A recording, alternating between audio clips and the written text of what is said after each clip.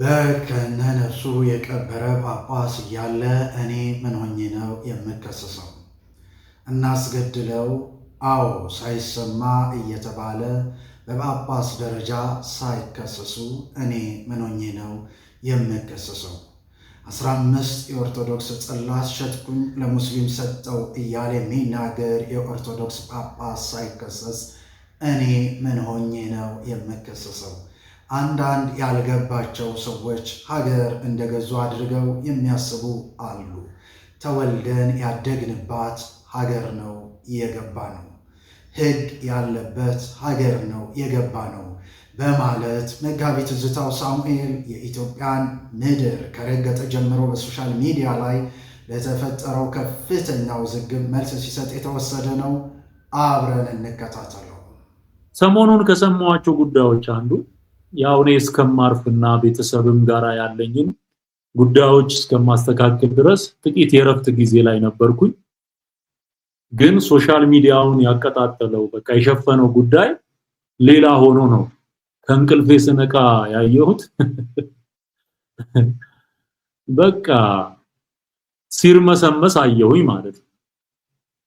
ይሄን ያህል ወንጌል ተሰብኮና ጌታ ተገልጦ የሚድንበት ለሰዎች ጥቅም የሆነውን የህይወት ጥሪ ለሰዎች አድርሶ ከዛ በኋላ ደግሞ አገር ቀይሮ ቤተሰብ ለማየት ሲመጣ እንደዚህ የሚሆኑ ከሆነ እነዚህ ሰዎች ህይወት ምን እንደሆነ አልገባቸውም ማለት ነው። ዋና ከሆኑ ጉዳዮች መካከል እዚህ መጥቶ ወንጌል ለምን አይሰብክም የሚል ሐሳብ ተነስቷል። በዋናነት ያስኩት ማለት ነው።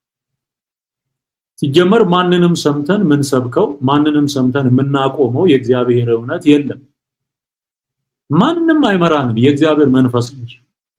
ቅዱሱ የእግዚአብሔር መንፈስ ጴጥሮስን በገረድ ፊት ኢየሱስን የካደውን ሰው ጀግና አድርጎ በፈሪሳውያንና በሰዱቃውያን በሸንጎ ፊት የእግዚአብሔር ልጅ ኢየሱስን እናንተ ሰቅላችሁ የገደላችሁትን የናዝሬቱን ኢየሱስን እግዚአብሔር የሞትን ጣር አጥፍቶ አስነሳው ብሎ በጣም በሚገርም ድፍረት ሲናገር እንመለከታለን። ይሄ ከማን የተነሳ የሚሆን ነው? ከኢየሱስ ክርስቶስ መንፈስ ወይም ኢየሱስን ከሚያከብረው ከመንፈስ ቅዱስ የተነሳ የሚሆን ነው።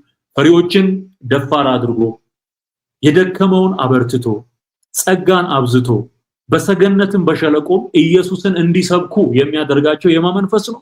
የእግዚአብሔር መንፈስ ነው። ሐሰት ሁሉ ጊዜ ሐሰት ነው። እውነት ሁሉ ጊዜ እውነት ነው፣ አይቀየርም። ሐሰት ረጅም ዘመን ኖሮ እውነት ሊሆን አይችልም። እውነትም ረጅም ዘመን ኖሮ ሐሰት ሊሆን አይችልም። በከፍታም በዝቅታም በሸለቆም በተራራም ኢየሱስ ያድናል።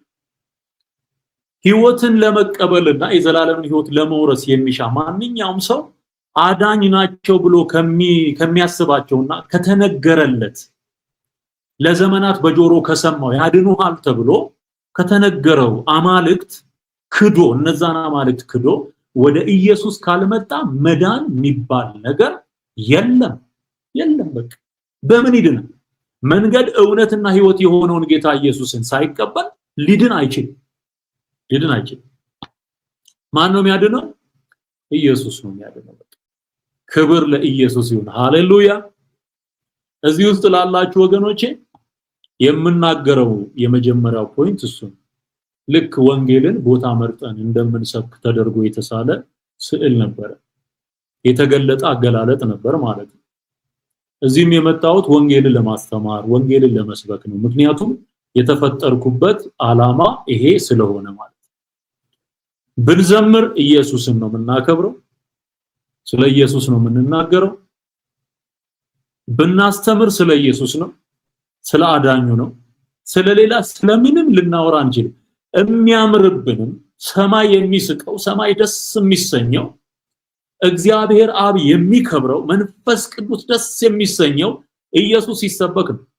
የሐሰት ትምህርት ሲፈርስ እውነት ሲጸናና ከፍ ሲል እግዚአብሔር ይከብራል፣ ደስ ይሰኛል። በቃ እና የሰዎችን ፊት እያየን ያገለገልንበት ዘመን ብዙ ዘመን ነበረ።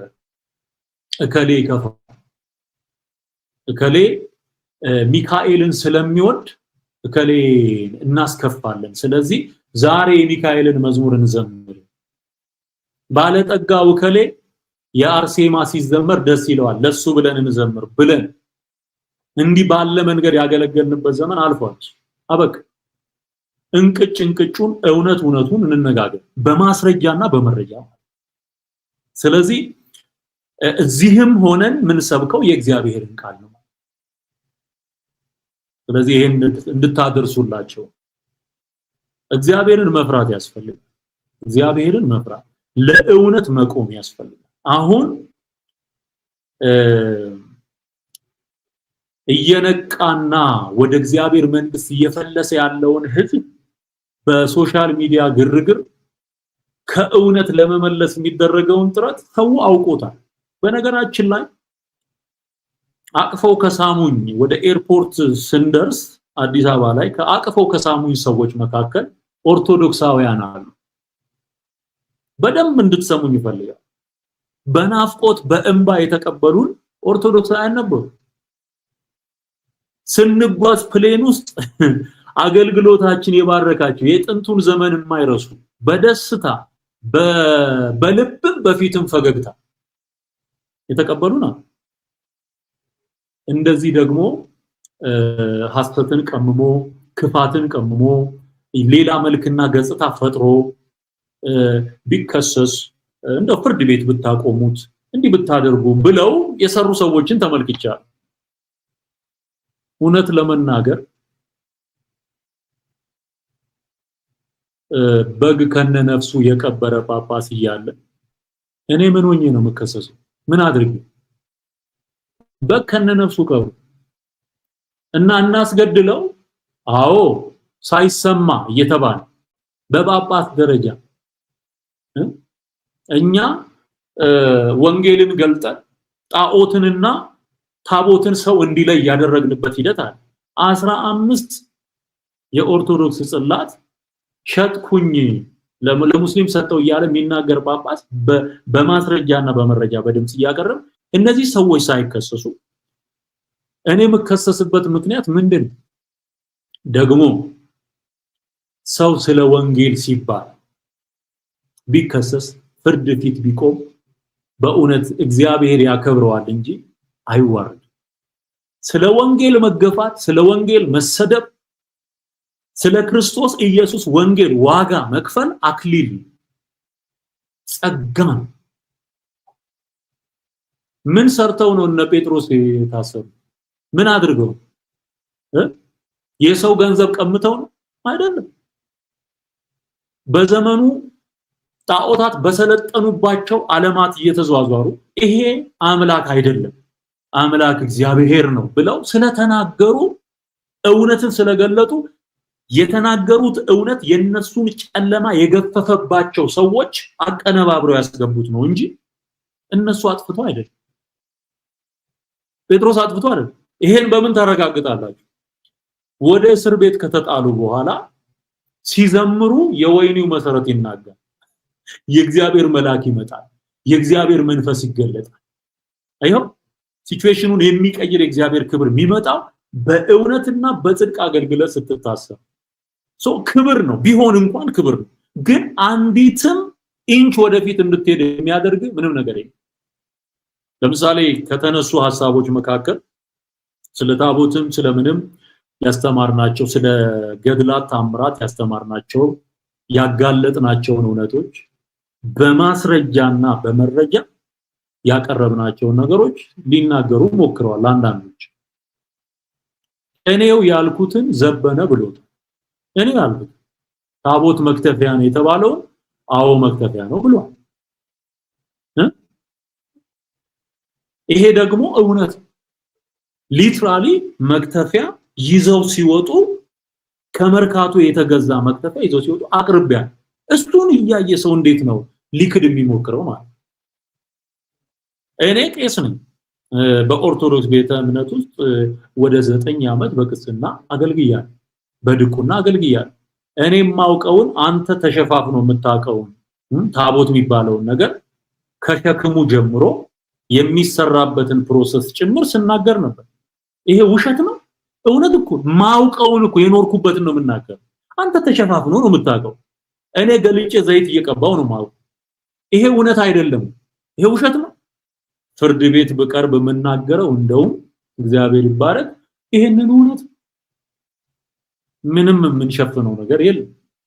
ስንት አይነት ጉድ የሰው ደም መስዋዕት እየቀረበባቸው ያሉ ገዳማት ጭምር ሰው ሊትራሊ የሚታረድባቸው ገዳማት እንዳሉ በራሳቸው አንደበት ከቤተ ክህነት በሾለኩ መረጃዎች እየቀረበ እያየ ይሄንን መናገር ይሄንን እውነት ለሰዎች ማድረስ በምንም ታምር ሊያስከስስ አይችልም፣ መረጃና ማስረጃ ያለው ስለሆነ። ስለዚህ እውነት በከፍታም ቢሆን በሸለቆም ቢሆን በየትኛውም ስፍራ ይነገራል ማለት ነው። አንዳንድ ያልገባቸውን ደግሞ የሚናገሩ ሰዎች አሉ። ልክ አገር እንደገዙ አድርገው የሚያስቡ ደግሞ አሉ። ማለት ሌላ ሃይማኖት ያለው ሰው ኢትዮጵያ ውስጥ መግባት እንዳልተፈቀደለት አድርገው የሚያስቡ በጣም ጠባብ የሆኑ ሰዎች አሉ። በጣም ምስኪን የሆኑ ሰዎች አሉ።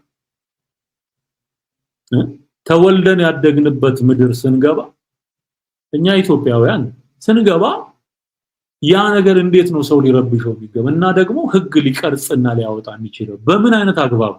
መንግስት አለ እኮ እዚህ ሀገር መንግስት አይደል? ህግ የሚያስከብር አገር የሚገዛ ልማት የሚሰራ መንግስት አለ። በእያንዳንዱ ጉዳይ ላይ የሚመለከተው ማለት ይሄ የዜግነትን መብት የስብዕና መብት ነው። ማንም ሊሰጥና ሊነሳ የሚችለው ነገር አይደለም።